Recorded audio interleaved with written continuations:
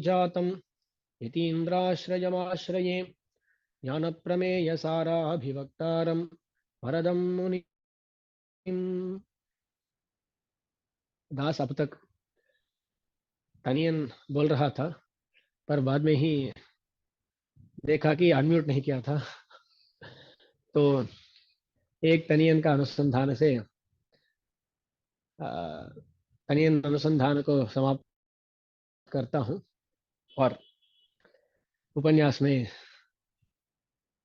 उद्युक्त होता हूँ। दास बोला था कि आज ज्ञानसार इस प्रबंध में जो पाशुर है उस पाशुर का अर्थानुभव प्रारंभ करूंगा, पर उससे पहले इस प्रबंध के प्रारंभ में जो तमिल में तनियन पढ़ा जाता है उसका भी अर्थ का अनुवाद करने वाला हूँ। சுருளார் கருங்குழல் தோகையர் வேல்விழியில் துவளும் மருளாம் வினைகடும் மார்க்கம் பெத்தேன்। यहाँ इस तनीन का रचयिता कौन है पता नहीं, पर वो बोल रहे हैं कि मैं एक मार्ग को पा लिया हूँ, मुझे एक मार्ग का लाभ हुआ है। वो कैसा मार्ग है पता है?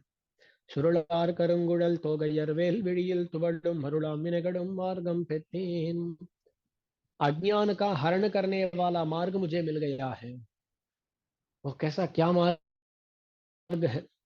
वो अज्ञान किस तरह का अज्ञान है? तो बोलते हैं इस लोक में हम विषय प्रावण्य नामक विषय प्रावण्य नामक एक दुख है, उसमें गिर जाते हैं। ये विषय प्रावण्य माने क्या? विषय माने शब्दादि विषय बोलते हैं। शब्द, स्पर्श, रूप, रस, गंध। हमारे पास पंच इंद्रिय है, उन पंचेंद्रियों का विषय पांच है, शब्द, स्पर्श, रूप, रस, गंध।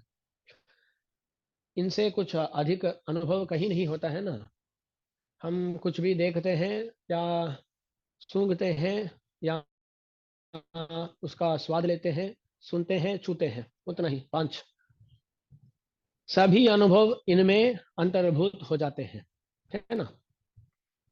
कभी कभी क्या करते हैं, ये फोन देखते रहते हैं, फोन में से वो जो भी दृश्य दिखता है ना उसको देखने से कुछ अनुभव मिलता है। ऐसे भ्रम से हम देखते रहते हैं, उसमें से कुछ शब्द आते हैं तो वो संगीत इत्यादि उनको सुन लेते हैं। और रस चाहिए, हाँ, घर में जो खाना पकाया जाता है ना वो इतना रुचिकर नहीं होता है, से क्या करते हैं कभी कभी बाहर जाके खाते हैं रुचि के लिए। और अच्छा गंध चाहिए, इसलिए जो भी बहुत परफ्यूम इत्यादि होते हैं उनका धारण करते हैं। ऐसा देखिए ना। और अच्छा स्पर्श चाहिए। अच्छा स्पर्श माने एक हमारा बच्चा है, बच्चा का आलिंगन करना भी एक स्पर्श है ना, स्पर्शानुभव है। ऐसा जो कुछ भी है ना, जो कुछ भी अनुभव इस दुनिया में हो वो क्या होगा? शब्द, स्पर्श, रूप, रस, गंध, इनका अनुभव में अंतर्भूत होगा, उतना ही, कुछ और नहीं हो सकता है। तो ये क्या है ना, विषय है, इनका अनुभव, उसमें प्रावण्य, वो अनुभव करने का जो आ, इच्छा होती है ना, वो वही विषय प्रावण्य कहलाता है। ये विषय प्रावण्य एक बड़ा क्या है ना, क्या बोलते हैं, पिट, गड्ढा है। वो बड़ा गड्ढा है जिसमें हम गिरे तो गिरते जाते हैं, बाहर आने का कुछ मार्ग ही नहीं मिलता है। कुछ ऐसा होते हैं ना।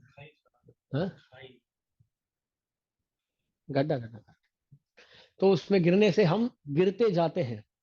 ये क्या है ना, विषयानुभव कैसा लगता है? अरे स्वामी, एक बार में वो खाना खा लेता हूँ, इससे समाप्त, ऐसा सोचते हैं। पर वहां खाने से वो इच्छा चली जाती है क्या? चलती नहीं है, वो और दृढ़ हो जाती है वो इच्छा। इसलिए विषय प्रावण्य, विषयानुभव और करने से उसमें प्रावण्य ही अधिक होता है, कम नहीं होता है। ऐसा विषय प्रावण्य है ना, इस विषय प्रावण्य के कारण दुनिया में बहुत लोग बाधित हो रहे हैं। उसका कारण क्या है? अज्ञान है। ज्ञान नहीं है, अज्ञान के कारण विषय प्रवण हो जाते हैं। इस अज्ञान को नाश करने का एक मार्ग मुझे मिला है बोलते हैं। वो मार्ग क्या है बोलते हैं? மறைநான்கும் சொன்ன பொருள் ஞான சாரத்தை புந்தியில் சந்தவன் உங்களி சேரருளாள மாமுனி அம்பொர் கடல்கள் அடைந்த பின்னே। मैं दयापाल मुनि जी का श्री चरणारविंदों को पा लिया हूँ, उनको प्राप्त कर लिया हूँ। तो मार्ग मुझे मिल गया। वो मार्ग क्या है? ज्ञान सार ही है। एक ज्ञान सार नामक प्रबंध है ना, ये बहुत अच्छी तरह मार्ग प्रदर्शन करता है। उस मार्ग को हम पकड़ लिए तो सीधा भगवान के ओर जा सकते हैं। जैसे होते हैं ना, बाईपास होते हैं और सिटी में से चलने का भी रोड होता है, एक ऐसा है बाईपास है। इसे पकड़ लिए तो सीधा डेस्टिनेशन भगवान के शिक्षार बिंदु को पा सकते हैं। तो ऐसा मार्ग मैं पा लिया हूँ बोलते हैं। तो यहाँ जो दयापाल मुनि जी हैं, उनका श्री चरणारविंद ही मार्ग है।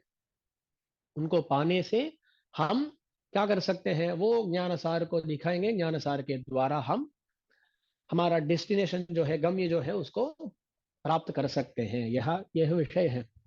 तो ज्ञानसार में क्या नहीं है? जो कुछ भी हमें चाहिए वो है। स्वज्ञानम प्रापक ज्ञानम प्राप्य ज्ञानम मुमुक्षुभिः ज्ञानत्रयम उपादेयम। ज्ञानत्रयम उपादेयम ऐसा बोला जाता है शास्त्रों में। क्या बोला जाता है? स्वज्ञानम प्रापक ज्ञानम प्राप्य ज्ञानम।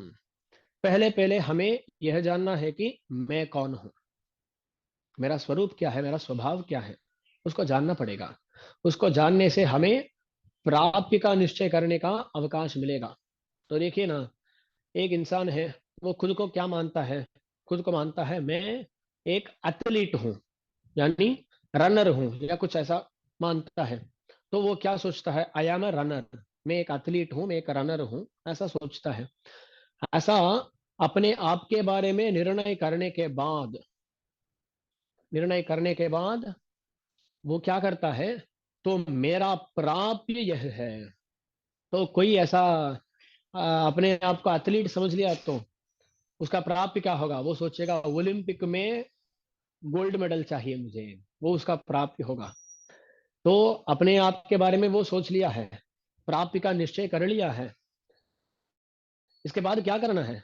ऐसे सोचते हुए, सपना देखते हुए समय बिताने से गोल्ड मेडल मिलने वाला नहीं है। तो क्या करना है? जो भी अभ्यास लेना है वो अभ्यास लेना है, वो अभ्यास करना है। और जहां जहां मेंटल स्ट्रेंथ हो, फिजिकल स्ट्रेंथ हो, ऐसा जो भी जिसमें दृष्टि प्रसारित करनी है, उसमें दृष्टि प्रसारित करके अभ्यास करके वो अपना प्राप्य को पा सकता है। तो देखिए ना, अपने आप को समझना है, प्राप्य का निष्कर्ष करना है, उसका जो साधन है उसके बारे में जानना है और उसका अनुष्ठान करना है। तो ये एक शरीर के शरीर के विषय में ऐसा बोल सकते हैं। जो शरीर युक्त है, इस शरीर का क्या मकसद है? ऐसे सोचने वाला सोचता है मुझे ओलंपिक गोल्ड मेडल चाहिए। पर शरीर को छोड़ के आत्मा के बारे में हम जब बात करना शुरू करते हैं, तब आत्मा कौन है? सच में वो कौन है? आत्मा तो एथलीट भी नहीं है, आत्मा कुछ और भी नहीं है। आत्मा कौन है उसके बारे में जानना पड़ेगा। तो शास्त्र बोलता है, अरे आत्मा एथलीट नहीं, कुछ और नहीं, वो आत्मा है शेष। आत्मा कौन है? वो शेष है। शेष माने दास है वो। तो हमारे बारे में जानना अत्यावश्यक है। तो हम जब हमारे बारे में जान लेते हैं कि हम शेष हैं, तो क्या हुआ है? स्वज्ञानम, अपने बारे में जो ज्ञान पाना है उसको पा चुके हैं। ये ज्ञान मिल गया। तो इसके बाद किसका निर्णय लेना है? प्राप्य ज्ञानम। मैं शेष हूं तो मेरे लिए प्राप्य क्या होगा? मैं शेष हूं तो मेरे लिए कैंकर्य ही प्राप्य होगा। तो प्राप्य निष्कर्ष करना है। प्राप्य ज्ञान क्या है? भगवान का मुखोल्लास ही प्राप्य है, भगवान का कैंकर्य ही प्राप्य है, ये प्राप्य ज्ञानम हो गया। मेरे बारे में जान लिया, उसके बाद पुरुषार्थ का निर्णय कर लिया, तब अरे प्राप्य को मैं कैसा पाऊंगा, उस कैंकर्य को मैं कैसे पाऊंगा, इसके बारे में चिंता करना है। तब शास्त्र बोलता है अरे भगवान ही एक मार्ग है, भगवान ही एक मार्ग है, भगवान को प्रार्थना करो, भगवान ही खुद अपनी सेवा दे देंगे। ऐसा शास्त्र बोल देता है। तो क्या हुआ, अपने बारे में जानना है, प्राप्ति के बारे में जानना है, और प्रापक के बारे में यानी साधन के बारे में जानना है। शास्त्र बोलता है ज्ञान त्रयम उपादेन उपादेयम, ये है तीन विषय का ज्ञान हमें चाहिए, इसके सिवाय कुछ और चाहिए क्या? नहीं चाहिए बोलता है, अन्य तो नहीं चाहिए।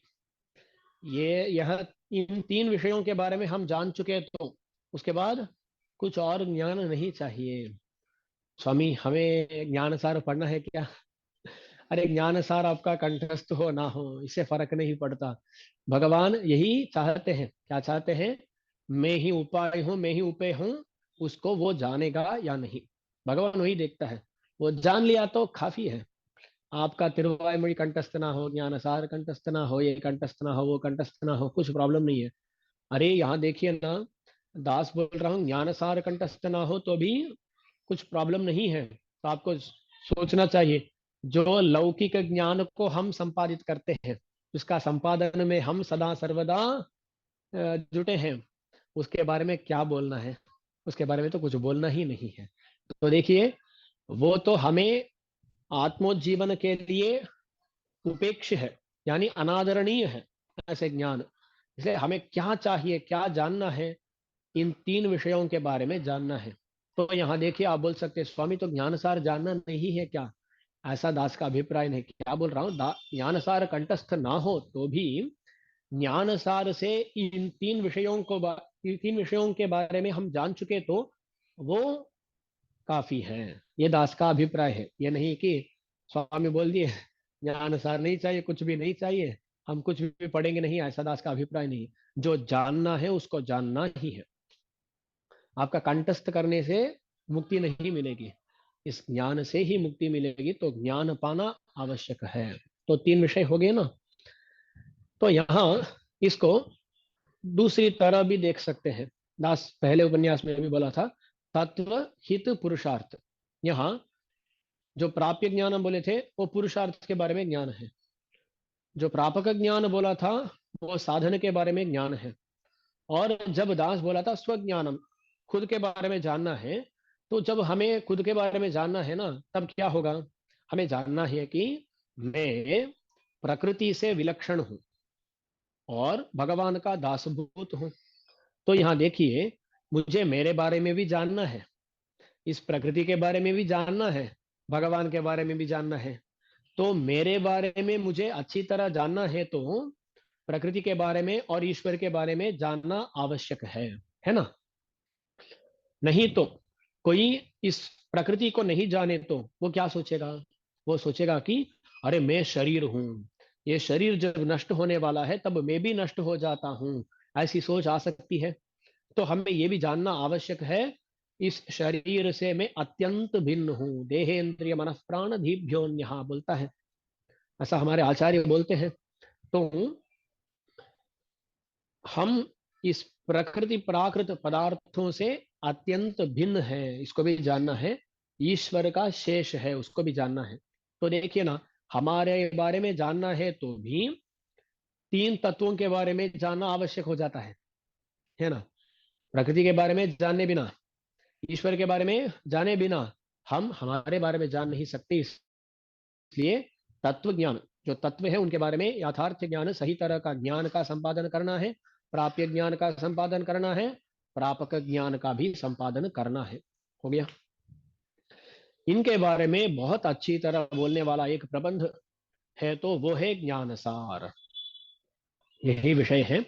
तो हम पहले उपन्यास में देखे थे कि अरुणाल पेरुमाल एम्बेरुमानार यानी दयापाल मुनि, वो रामानुजाचार्य की सच्शिष्य थे, और अपनी जो निष्ठा है उसको लोक में प्रचारित करते हैं अपने ग्रंथ के द्वारा। यह विषय है। तो हम ग्रंथ में अब प्रवेश करते हैं।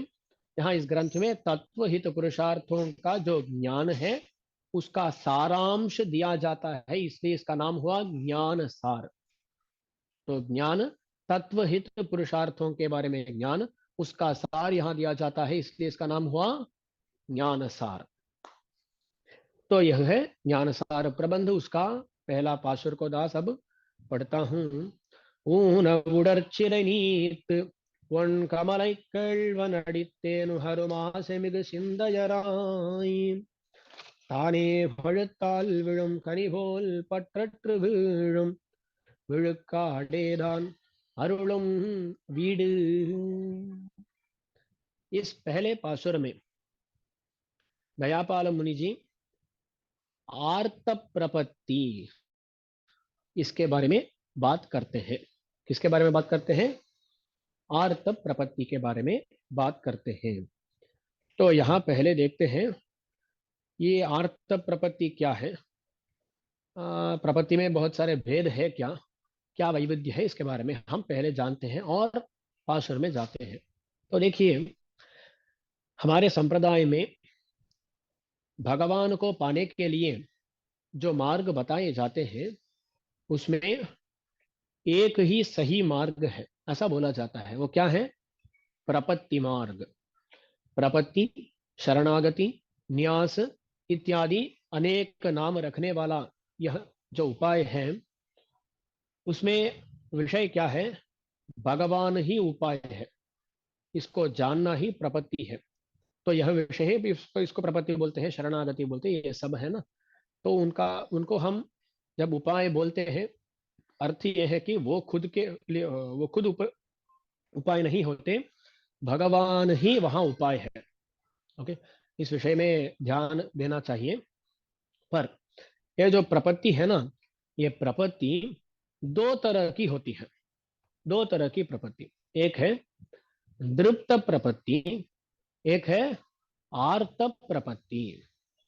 दृप्त, आर्त। यहाँ तृप्त नहीं, जैसे कि हम बोलते हैं ना संतृप्त, वो तृप्त नहीं, दृप्त है। तवर्ग तृतीय अक्षरम तथ द, दृप्त प्रपत्ति। ये क्या है ना, तमिल में ये ऐसे त थ द ध न ऐसे नहीं होते हैं। एक वर्ग में 5 अक्षर होते हैं ना, हिंदी में, संस्कृत में। तमिल में ऐसा नहीं होते हैं, त न होते हैं। सो तृप्त लिखने के लिए भी, दृप्त लिखने के लिए भी एक ही स्पेलिंग होता है। इसलिए क्या होता है ना, हाँ, तमिल के लोग कभी कभी दृप्त और तृप्त में कंफ्यूज हो जाते हैं। इसलिए दास बोला ये दृप्त प्रपन्न या दृप्त प्रपत्ति, आर्त प्रपत्ति कहा जाता है। यहाँ पहले आर्त प्रपत्ति के बारे में जानना है। आर्त प्रपत्ति माने हम क्या करते हैं? यहाँ उदाहरण आपको चाहिए तो षटकोप सूरी जी है। षटकोप सूरी जी वो कैसे थे? आर्त प्रपन्न थे। वो क्या करते हैं ना, भगवान उनको ज्ञान और भक्ति देता है। क्या ज्ञान और भक्ति दिया भगवान, और भगवान सोचा कि ये षटकोप सूरी जी बहुत सारे प्रबंध लिखने वाले हैं। भगवान ज्ञान और भक्ति दिया और वो पहला प्रबंध प्रारंभ करते हैं। भगवान संतुष्ट हो गया, हाँ प्रबंध का प्रारंभ हो गया है। तब वो क्या करते हैं? பொய்நின்ற ஞானமும் பொல்லா ஒழுக்கும் அழுக்குடம்பும் இன்னிந்த நீர்மयिनियामुरामयी। पहले बोलते हैं, अरे भगवान, मेरा ज्ञान जो है वो अच्छी तरह नहीं है, वो करेक्ट ज्ञान नहीं है। और पुल्ला वड़ुको, मेरा जो चरित्र है, अनुष्ठान है, वो भी सही नहीं है। उसका कारण क्या है पता है? मेरा जो ये शरीर है ना, ये शरीर है नीच शरीर है, वो बहुत गंदा शरीर है। अழுकुडम्बुम, इसलिए ज्ञान सही नहीं, अनुष्ठान सही नहीं और शरीर सही नहीं। दास को पहले आप क्या कीजिए, यहाँ सहन नहीं हो रहा है, मुझे परम पद ले जाइए। ये पहला पाशुर।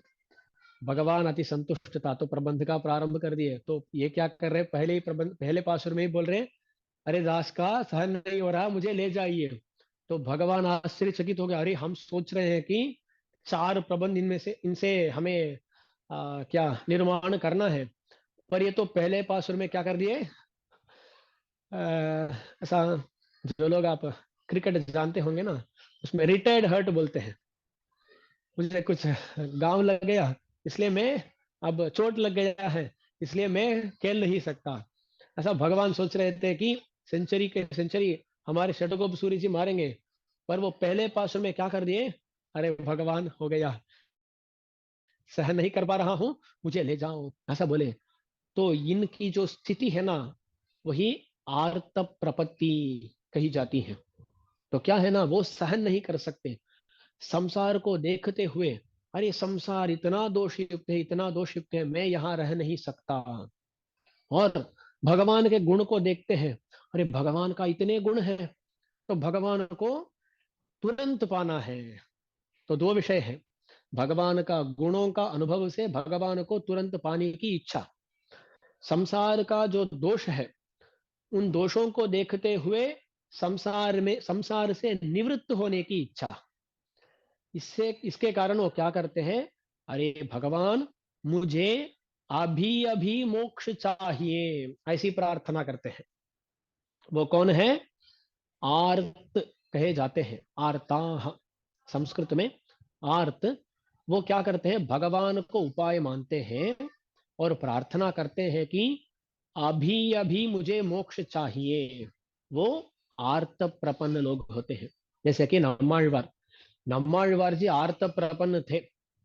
तो वो जब पहले पाशुर में बोले कि अरे भगवान सहन नहीं कर पा रहा हूं, मुझे ले जाओ, तभी भगवान को ले जाना था।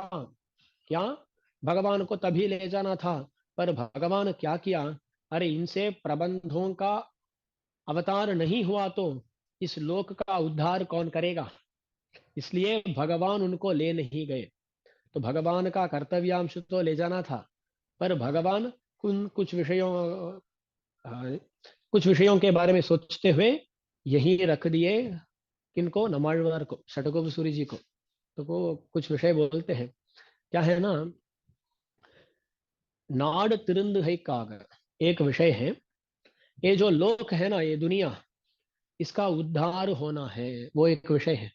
नम्माழ்वार जी रहेंगे तो प्रबंध निर्माण के द्वारा और अपने उपदेश के द्वारा इस लोक का उद्धार कर देंगे। इसलिए वो प्रार्थना करेंगे तभी मैं मोक्ष को ले गया तो कौन उद्धार करेगा, यह एक अभिप्राय था भगवान का। और दूसरा अभिप्राय था, ये खुद नम्माழ்वार क्या करते हैं ना, तिरुवायुमொழி, ये तिरुविरुत्तम है, तिरुविरुत्तम नामक एक प्रबंध है, उसके प्रारंभ में ही ऐसी प्रार्थना करते हैं। उसके बाद चौथा प्रबंध है तिरुवायुमொழி। उस तिरुवायुमொழி में क्या करते हैं ना, पहले ही दशक में, கரவெசும் வெடிவடி நீர்நிலம் இவமிசை வரணவில் திரள்வழி அணிபுராய் நின்ன अरणडिमेल कुरहूर चढ़गोबन सुनना निरनिरय आयरत्य विभक्तुम वीडे, ऐसे बोलते हैं। वो क्या करते हैं, सहस्त्र गाथाओं में ये एक दशक है, ऐसा बोल देते हैं। नम्माழ்वार क्या करते हैं, सहस्त्र गाथाओं में, यानी 1000 गाथाओं में ये दशक है, पहले ही दशक में बोल दिए।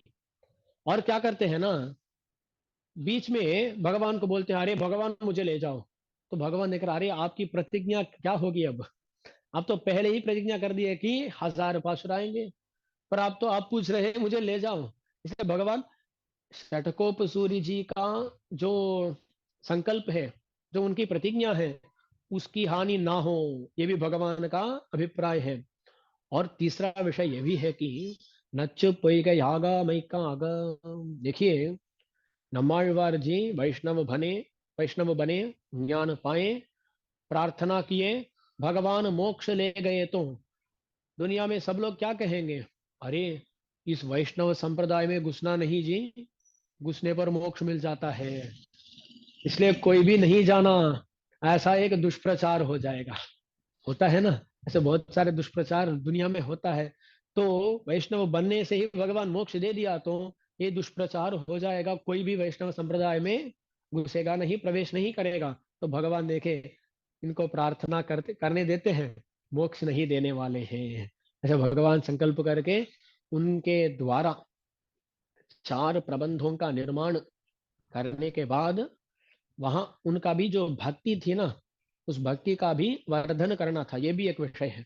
चौथा विषय है, उनका जो भक्ति है उसको तो परभक्ति को परज्ञान करके, परज्ञान को परम भक्ति करके, इससे ज्यादा भक्ति का वर्धन नहीं हो सकता। ऐसी स्थिति जब आई तब मोक्ष को ले गए, ऐसा भी बोला जाता है।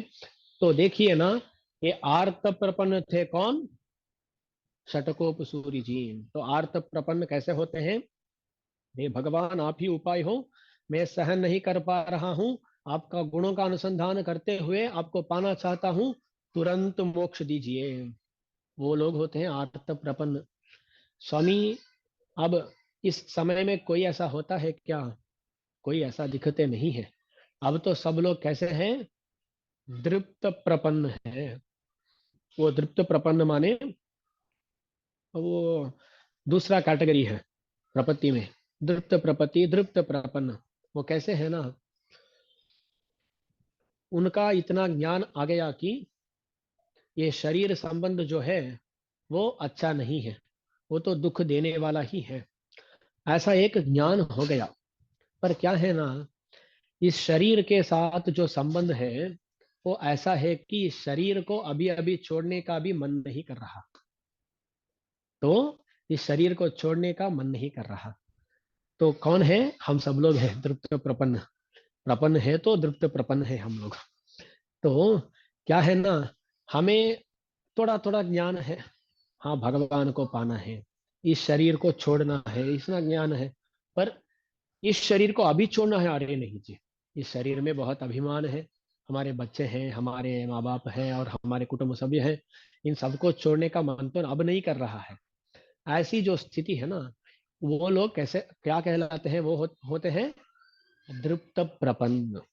तो भगवान से वो ऐसी प्रार्थना करते हैं, हरे भगवान, आपके श्री चरणारविंद ही हमारा उपाय है, हमें मोक्ष चाहिए। कब चाहिए? इस शरीर के अंत में मोक्ष दे देना, एक और शरीर नहीं चाहिए। ये शरीर तो हमें अब थोड़ा इससे इसके साथ संबंध हो गया है, तो इसलिए इस शरीर को छोड़िए, इस शरीर के बाद मोक्ष दे दीजिए। ऐसी जो प्रार्थना करते हैं ना, वो लोग होते हैं दृप्त प्रपन्न। तो दो तरह के प्रपन्न होते हैं, आर्त प्रपन्न, दृप्त प्रपन्न। तो यहाँ हम सब लोग इस दृप्त प्रपन्न के कैटेगरी में आएंगे। हम भगवान बोल सकते हैं ना, कभी कभी हमें भी ऐसा अभिप्राय आता है, अरे भगवान ही उपाय है, बाद में भूल जाते हैं। पर कभी कभी जब उपन्यास सुनते हैं या दास बोलता हूँ, तब तो ऐसा मन होता है, हाँ भगवान ही उपाय है, कुछ और हमें नहीं चाहिए, कुछ और प्रयोजन नहीं चाहिए, ऐसा मन होता है कभी कभी। तो तब तब हम क्या होते हैं? दृप्त प्रपन्न होते हैं। तो अब तो यार ऐसे ट्यूबलाइट नहीं आ रहे हैं। पहले तो ट्यूबलाइट ऑन करने से क्या होता है ना, ऐसा एक बार चमकता जाता, चमकता जाता, चमकता जाता, और 2 मिनट के बाद ऐसा वो प्रकाशित होता। ऐसा ही था ना पहले, ट्यूबलाइट ऐसे ही होते हैं। हम ऐसे ही हैं। क्या है ना, कभी कभी ज्ञान, कभी कभी अज्ञान, कभी कभी ज्ञान, कभी कभी अज्ञान। और कब वो पूरे पूरी तरह जलेगा? मोक्ष जाने के बाद। यहाँ जब तक हम होंगे ना, तब तक वो पूरी तरह जलने वाला नहीं है। तो ऐसे हैं हम लोग। तो हम दृप्त प्रपत्ति का भी आ, अच्छी तरह अनुष्ठान नहीं कर रहे, ऐसे ही बोलना चाहिए। पर बोलना है तो हम दृप्त प्रपन्न हैं। इसलिए दृप्त प्रपन्नों का इस देह का अवसान में, यानी समाप्ति में, मोक्ष होता है। यह विषय है आर्त प्रपन्न, दृप्त प्रपन्न। यहाँ और एक विषय बोल देता हूँ ना। देखिए, भगवान को पाने के लिए बहुत सारे मार्ग है, उपायांतर है, यानी कर्म योग, ज्ञान योग, भक्ति योग, ऐसे करके भगवान को पा सकते हैं, एक विषय।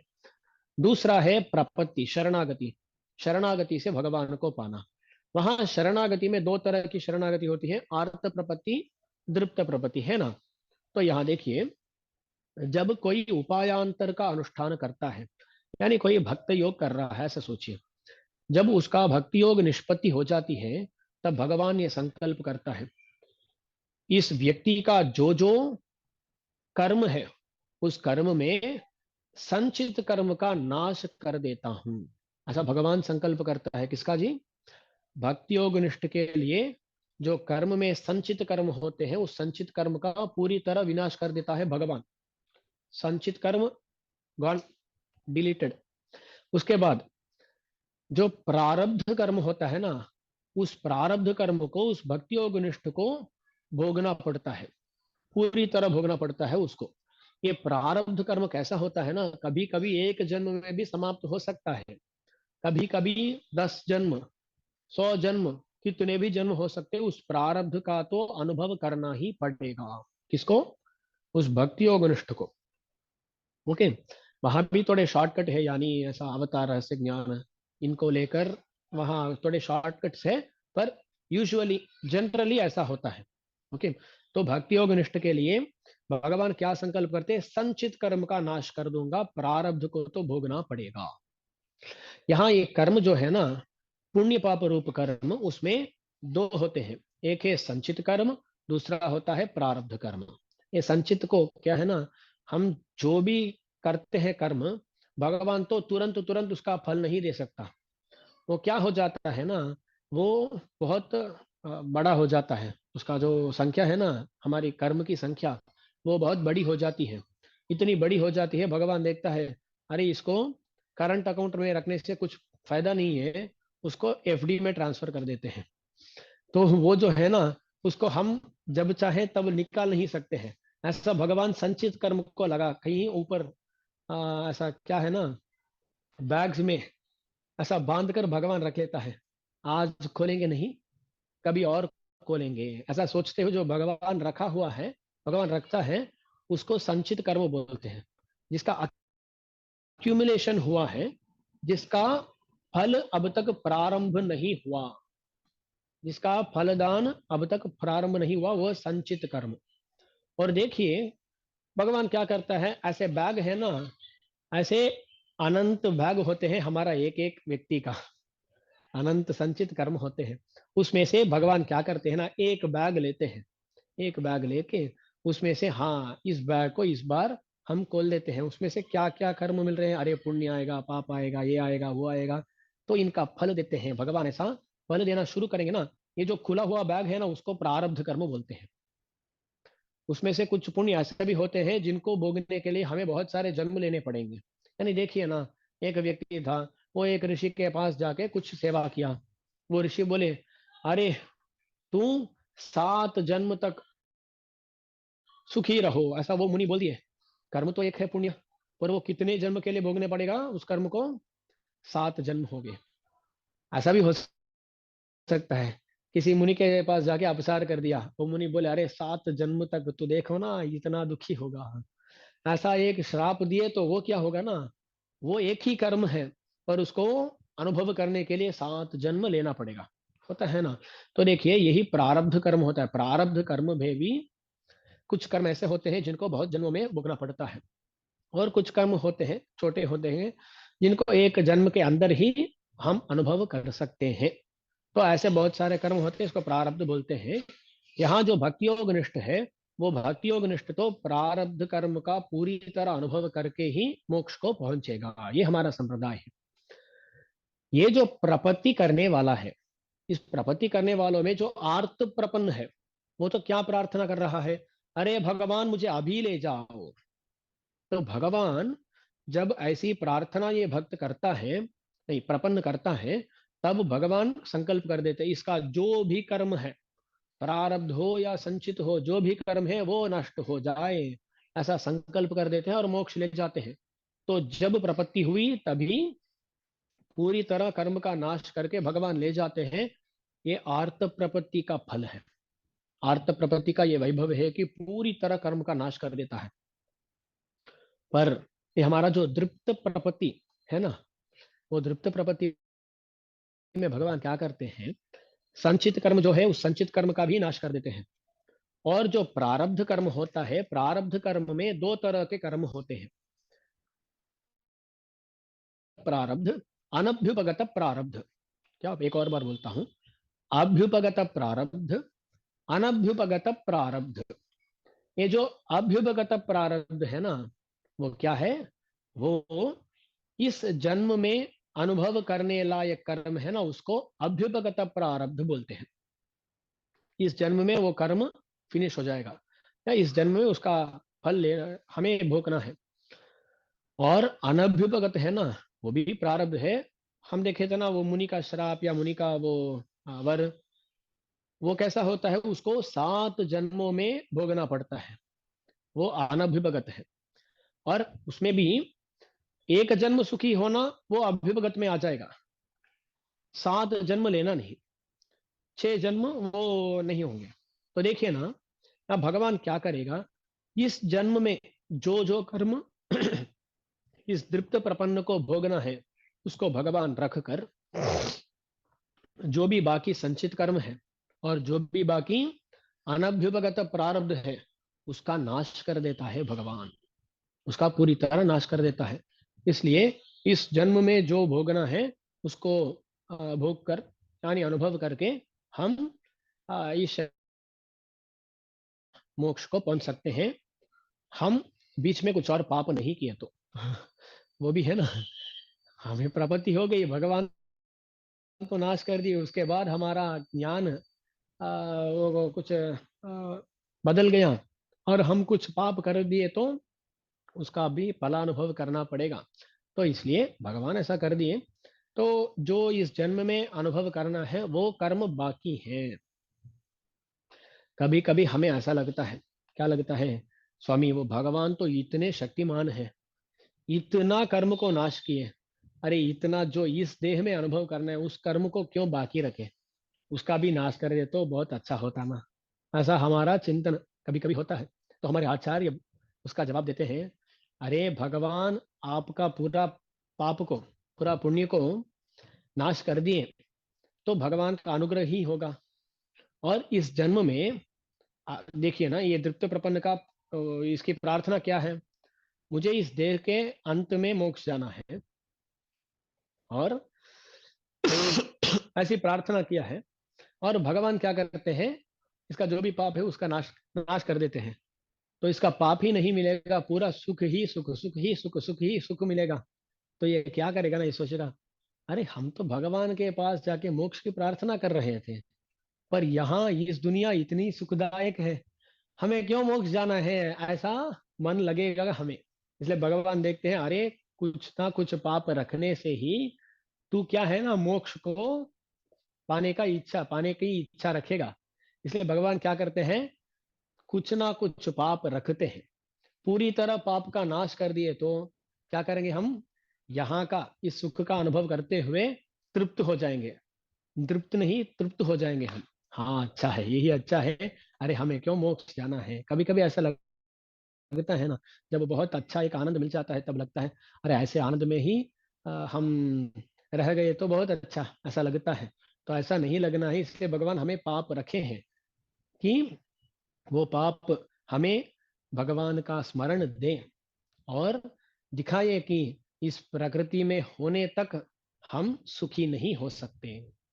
तो ये सब विषय हो गया दृप्त प्रपत्ति, आर्त प्रपत्ति के बारे में।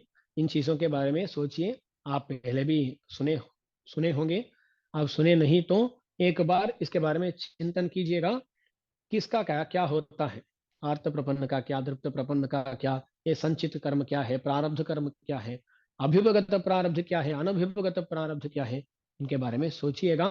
और हम अब पासुर में जाते हैं, पासुर में प्रवेश करते हैं। पहला पासुर है, इस पहले पासुर में आर्त प्रपन्न कैसा होता है उसके बारे में बोलते हैं। ओ नगुड़ चिरनीत,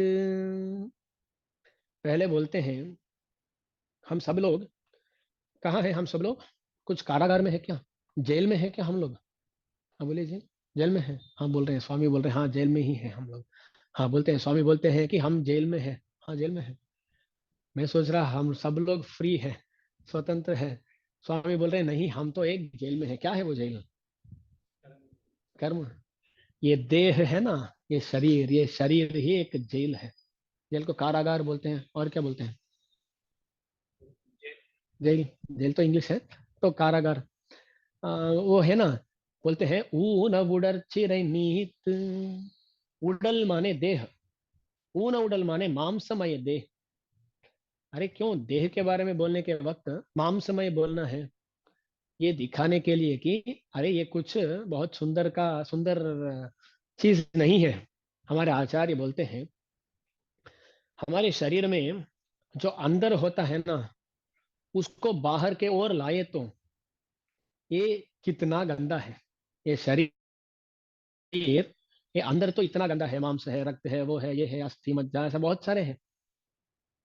पर इन सब को हम कैसे किए हैं, इस चर्म के द्वारा कवर किए हैं, इसलिए अंदर का जो गंदगी है ना, वो दिखती नहीं है। ऐसा बहुत सारे लोग क्या करते हैं, घर में जो जो गंदगी होती है ना, उसको ब्रशिंग अंडर द कारपेट बोलते हैं इंग्लिश में। तो क्या करते हैं, कारपेट के नीचे गंदगी को रखना। और क्या करते हैं, जो कबोर्ड्स होते हैं ना, कबोर्ड को खोल के देखे तो अंदर इतनी गंदगी होगी, पर उसको ऊपर से ऐसा क्लोज करने से आहा, इतना सुंदर है, ऐसा दिखता है, ऐसा लगता है। ऐसा ही हमारा जो शरीर है ना, वो अंदर इतना दुष्ट है, इतना दोषयुक्त है, पर उसको हम चर्म से उसको कवर करके, उसका जो भी दोष है ना, उसको देखते नहीं है। ये ऐसा नहीं कि हम कवर करते हैं, वो कवर्ड है, इसलिए हम उसका दोष नहीं देख सकते। यहाँ बोल रहे हैं, अरे वो इतना दोषयुक्त है, वो ऊन वुडल माम समय देह है। वो देह कैसा है, वो सिरई, सिरई माने कारागार। अरे इस देह को जेल बोलने का मतलब क्या है, तात्पर्य क्या है? तो यहाँ देखिए, ज्ञान सार का व्याख्यान श्री वरवरमुनि स्वामी जी महाराज के द्वारा लिखित है। ये हमारे वरवरमुनि स्वामी जी का सामर्थ्य है कि कोई भी विषय हो, किसी भी विषय को वो इतनी अच्छी तरह समझाते हैं। जो क्लैरिटी होता है ना उनका, उनकी वाणी में, वो किसी और आचार्य का नहीं होता, ऐसा बोल सकते हैं हम। इसमें दो राय भी नहीं हो सकते, इसलिए उनका नाम हुआ है विशदवाक शिखामणि। विशदवाक शिखामणि, उनका वाक, उनकी वाक कैसी है, विशद है। उनके वाक में वैशद्य है। वैशद्य माने क्लैरिटी, इतनी क्लैरिटी होती है ना। और कभी भी ऐसे नहीं करते हैं कि, तो अब देखिए ना, हम उपन्यासकार हैं, ज्ञानसार विषय है, उसमें पहला परशुराज बोलने का प्लान करते हुए आए थे। पर क्या हुआ, आर्त प्रपत्ति दृप्त प्रपत्ति के बारे में बोलने लगे, तो 40 मिनट्स उसमें ही चला गया। बराबर में स्वामी जी महाराज ऐसे कभी भी नहीं करते हैं। वो जो जहां बोलना है उतना ही बोलते हैं, ना ही अति संग्रह रूप से बोलते हैं, ना ही अति विस्तृत रूप से बोलते हैं। जितना चाहिए उतना ही बोलते हैं, और जो बोलते हैं वो क्रिस्टल क्लियर होता है। कुछ संदेह का वहाँ बात, संदेह की बात ही नहीं होती है। ऐसा व्याख्यान कोई और नहीं कर सकता, सिर्फ वरवनि स्वामी जी महाराज कर सकते हैं। वो ज्ञानसार का एक व्याख्यान किए हैं, ये हमारा सौभाग्य है। तो वो दिखाते हैं, अरे इस देह को कारागार बताने का अर्थ क्या है, तात्पर्य क्या है। तो देखते हैं, देखिए ना, पहले कारागार में अंदर इतना दोष होता है। कारागार के बाहर से हम देखते हैं, हमें कुछ पता नहीं होता है, और जो लोग अंदर जाके आते हैं ना, वो बोलते हैं कि इतनी गंदगी होती है, वहां के लोग इतने बुरे होते हैं। तो अंदर जो है ना, वो अंदर बहुत गंदगी, या बहुत वो बहुत दोषयुक्त होता है।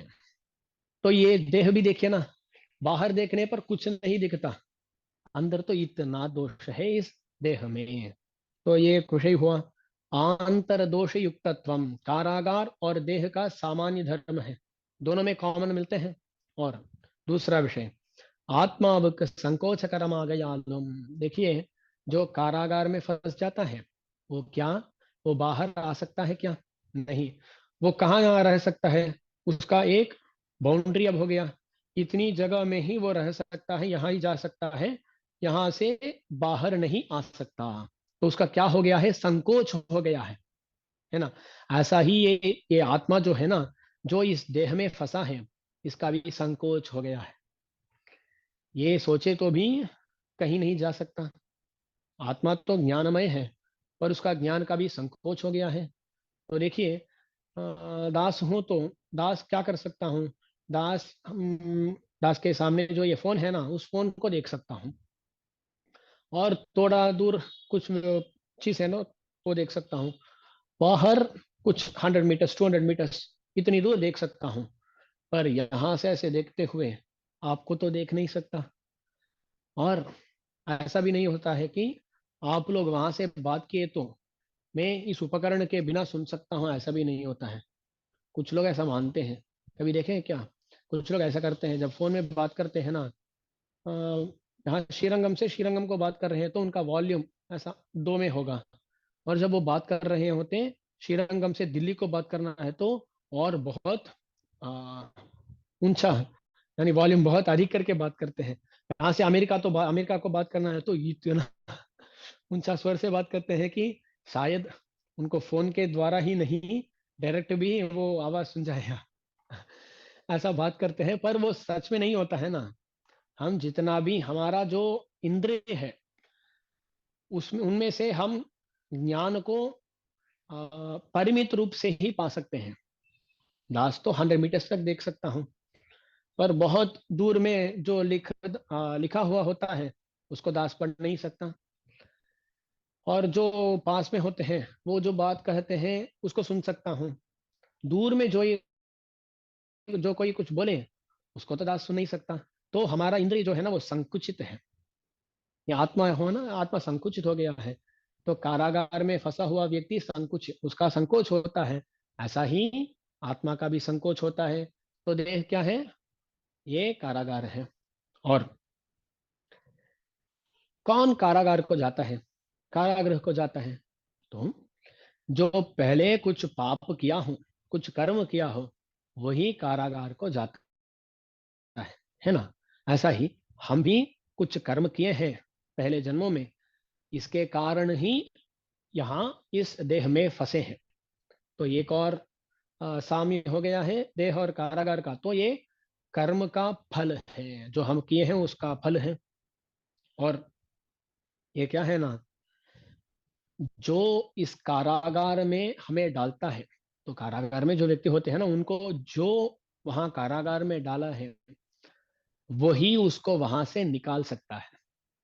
तो गवर्नमेंट है या कोर्ट है, वो उसको उस कारागार में डाला तो वो न्यायालय है, उसको निकाल सकता है, कोई और नहीं, है ना। ऐसा ही हमें जो व्यक्ति इस देह में डाला है, वही व्यक्ति हमें उस देह से निकाल भी सकता है। वो व्यक्ति कौन है? परमात्मा, भगवान है। तो इतने साम्य है इस देह का कारागार से, देह का कारागार से इतने साम्य है। देखिए, आंतर दोष युक्तत्वम, आत्मनः संकोचकरत्वम, आरब्ध कर्म फलत्वम। और अंत में जो जो इसमें कारागार में डालता है वही उससे एक व्यक्ति को निकाल सकता है। तो इतने साम्य है इस देह का कारागार के साथ, इसलिए इस देह को क्या बोलते हैं? एक कारागार है। ऊन उड़र्चिरई नीत, इस देह नामक जेल से निकालने का निकलने का जिनका अभिप्राय होता है, निकलने की इच्छा होती है, उनके बारे में यहाँ बात कर रहे हैं।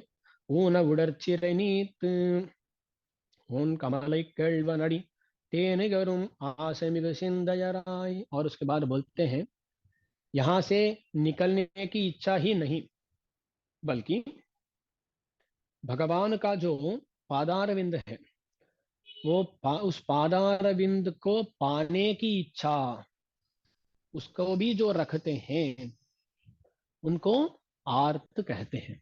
उनको इस कारागार से बाहर आना है और भगवान के श्री चरणारविंदों को पाना है, उनके बारे में यहाँ बात कर रहे हैं।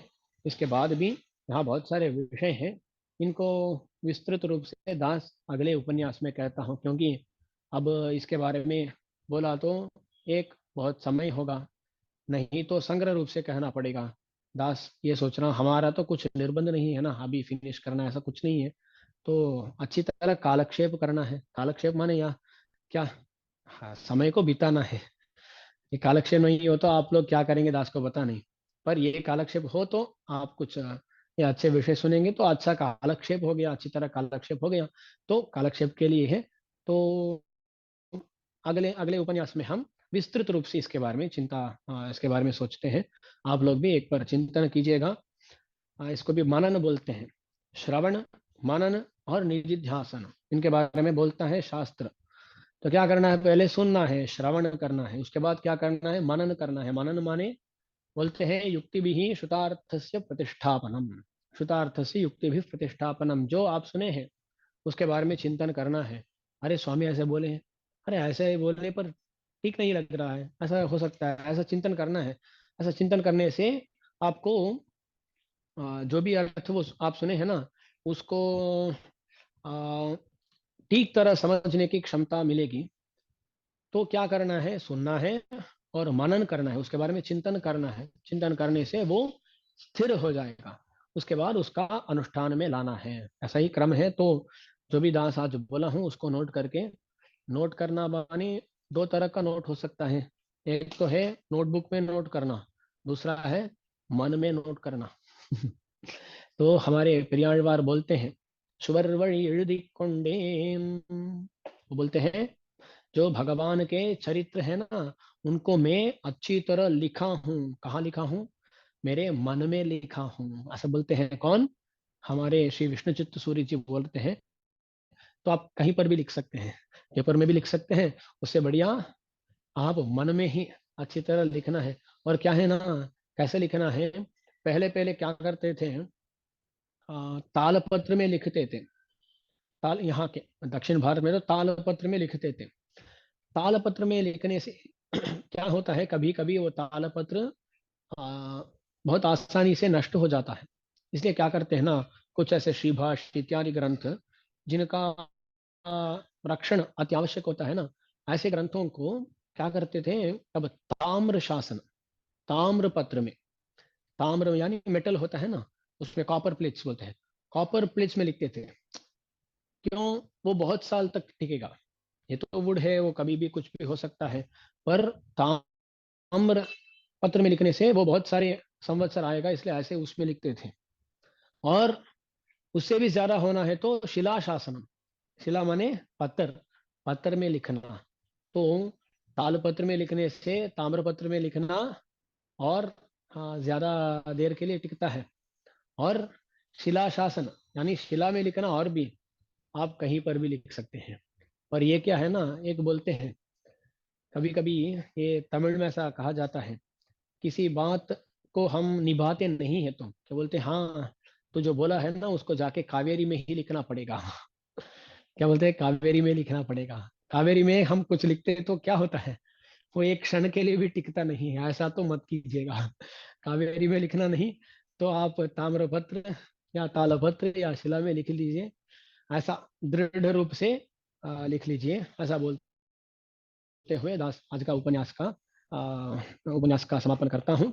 श्रीमते रम्य जामात्र मुनीन्द्राय महात्मने श्रीरंगवासिने भूयात नित्य श्रीर नित्य मंगलम आழ்வார் பெருமானார் ஜீயர் திருவடிகளே शरणम। हाँ भोजपत्र वो एक और पत्र है, वो तो मैं वही बोला था ना, उत्तर भारत में भोजपत्र, और उसमें उस इंक से लिखते थे, मशी बोलते हैं वो। वहाँ का, वहाँ पर ऐसा होता था। दक्षिण भारत में तो तालपत्र, तालपत्र बोलते हैं। वो वो भोजपत्र शायद एक क्या ना, वृक्ष के, हाँ लंबा होता है, वृक्ष के या क्या बोलते हैं ना, स्तंभ होता है ना, स्थानों, उससे निकलते हैं। ये ताल पत्र, ये ताल वृक्ष होता है ना, उसमें से निकलते इतना ही होता है वो ताल पत्र, इतने इतने होता है। भोजपत्र तो थोड़ा लंबा होता है, क्योंकि वो पत्ता नहीं है। वो शायद दास का पता नहीं, मे बी वो वृक्ष का उस शरीर से निकालते हैं। कुछ शरीर बोल सकते हैं, ट्रंक बोलते हैं ना इंग्लिश में, ट्रंक से निकाला जाता है शायद, I am not sure about that. इसलिए भोजपत्र में मशी से लिखते थे वहां, वहां। यहाँ तो ताल पत्र में ऐसा इम्प्रेशन लगाते हैं। ताल पत्र में लिखना माने impression, you just know, impression होता है उसमें। उसके बाद उसमें थोड़ा ऐसा जो कोयला बोलते हैं ना, कोल, ऐसा लेके उसको लेके उसमें रब करते हैं। तब क्या होता है ना, उसमें जो इम्प्रेशन लगा है वहाँ वो काला दिखता है। ऐसा यहाँ तालपत्र का लिखना यहाँ फेमस है। उत्तर भारत में तो भोजपत्र में मशी के साथ, इंक के साथ लिखना। ओके, ओके, अडियन रामानंद। जय श्रीमन्नारायण, जय श्री